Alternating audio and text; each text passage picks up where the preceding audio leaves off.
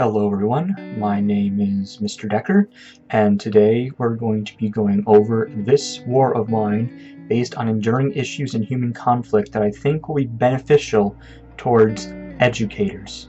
Now, the game This War of Mine is loosely based off of the Siege of Sarajevo during the collapse of Yugoslavia. While I discuss why this is important, I have a few pre-recorded video clips that you can watch over as I discuss as to why this is beneficial. What is important to note is that history or social studies is constantly changing in practice, and that later on we need to ensure that students are prepared to make reasonable judgments. One important thing to know about change is because of COVID-19, teachers now have to change and integrate a lot of their lessons online. So there's a lot of online instruction happening now. So there's working from home, relation to current events. A lot of the times we now need to figure out how we can integrate lessons, and this is a great idea. How about we use some video games to integrate lessons, as this war of mine will surely help with enduring issues tasks. Secondly, this will help students make reasonable judgments, just like in the C3 framework, which is college, career, and civic life. It's going to help them develop questions and planning inquiries, applying disciplinary concepts and tools, evaluating sources, and using actual evidence, because this is actually related to something back in the past.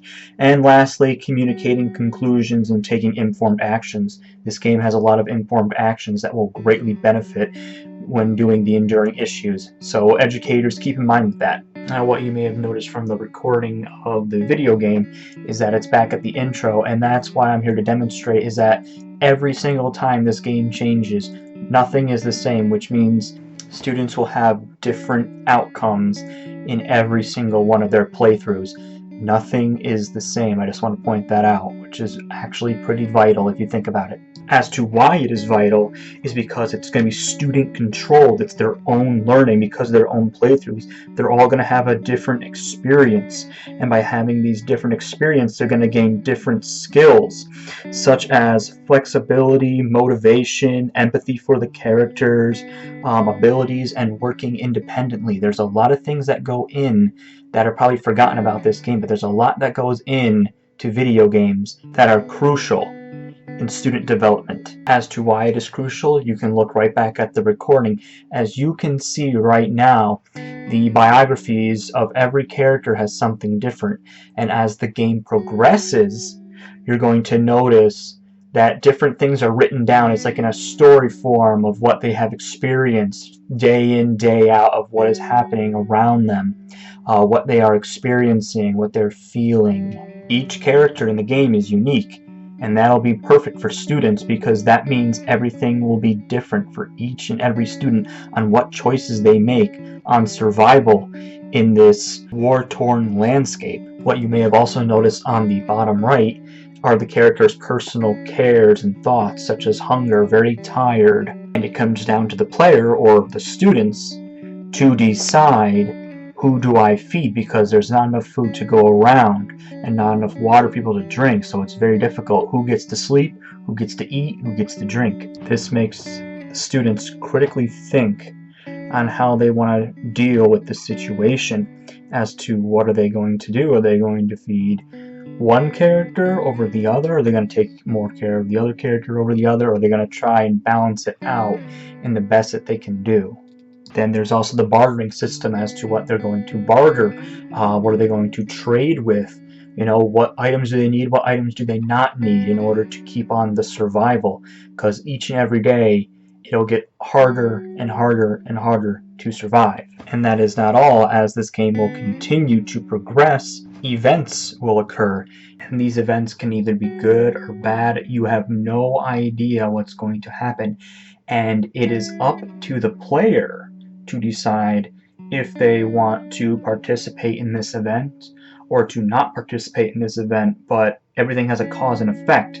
So are you willing to, per se, and in my recording, help this person or to not help this person? Let's say I didn't help this person, then there's a high chance that these rebels will come and attack us next. But since I decided to help these people then there may be a higher probability that we will not get attacked and that our neighbors, so to speak, may come and help us if we are in a dire situation. But even when accepting this, you gotta take into account for the other characters. For example, some of the other characters may not like the idea that you go and do this event because they see that they have to take care of themselves, they have to take care of themselves as a group. Others may say, oh, this is perfect, we're helping out our neighbors, we've got to do everything we can. While some others will say, we can't be doing that, we got to look out for ourselves. And as you look right here, Bruno is not too happy about Katya leaving. But if we look at the profile of Pavel, he's ecstatic, he's happy that we're helping out our neighbors. And as previously stated before, this is very student-centered. We see active learning, deep learning and understanding, increased responsibility, sense of autonomy, the teacher and learner interdependence, and mutual respect and reflexive approach to teaching and learning. More or less, the student is becoming the teacher, you could say.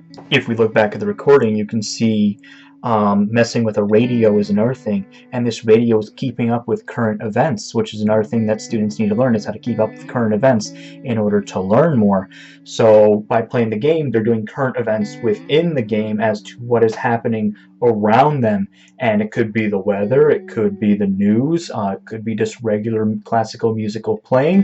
You never know what's going to happen, and these current events change daily in the game. For example, if you probably looked, one was about coffee prices rising. There's not enough coffee in the siege city anymore, so it's becoming a rarity and people desire for it, so maybe a good barter thing to have, giving it out, or keep it for yourself to use. It's the student or player's choice. Next, after the radio and all those current events, a nighttime will come, and at nighttime you have a decision to make. When nighttime hits, you have the choice to either A, stay at home, or B, have one person go out and scavenge looking for food, supplies, maybe interact with other people throughout the city, but you do not know what's going to happen. And every single time when you go out, you have no idea what to expect when out scavenging. And this comes to, once again, the player and student as well. What will they do? What will they gather? What will they obtain? What kind of information, perhaps? And then after they are done scavenging, the character will run back or maybe get lost along the way. You do not know what's going to happen with said character. If they do arrive at the home, they may be ecstatic, saying they got a lot of supplies. Even if they got all the supplies, you do not know what happened at the house. So you actually get information later on about the house of maybe what's happened or occurred. Usually you'll get a Nidus comm or a raid, which you'll see later on. And if you go out scavenging again, you may find things like, for example, this pamphlet here, that there was a warning that people needed to evacuate, but no one would believe it because there were so many atrocities committed before the outbreak of the war. And I want to point this out to educators again, that everything in this game changes no matter what you do. For the player or student, everything is individualized, everything is different for each and every character, and that is vital for everyone to remember. In human conflict, everyone's going to have something different to portray, or what to experience, and how to explain it when writing maybe an enduring issues task. As the game continues, things will get more and more difficult to the point where there's many different places you can travel, and it will come to a point, a breaking point you might say, or a climax, where the player or student will have to finally make a decision. Are they willing to steal to help the group, and are they willing to face the consequences of death within the game? Because when your characters die, they die. There are no restarts. There is no such thing as a save. The game saves automatically. But there is some good when doing these certain types of scavenging events, as you may come across people who are starving, hungry, or just plain lost, and you have the option to help them. For example, there's this homeless man here who has nothing to eat, nothing to have, and you have the choice to A, give him food, or B, not give him food. If you don't give him food within 3 days, he will most likely starve to death and die. The game's goal really is to make you focus on your own humanity. It's about your own humanity as to what you are willing to do, what you are willing to sacrifice to maybe help others, or if you are just willing to help yourself and your group. Now, educators, what is important to remember is that this is a game, and a game is a safe place for students if you think about it.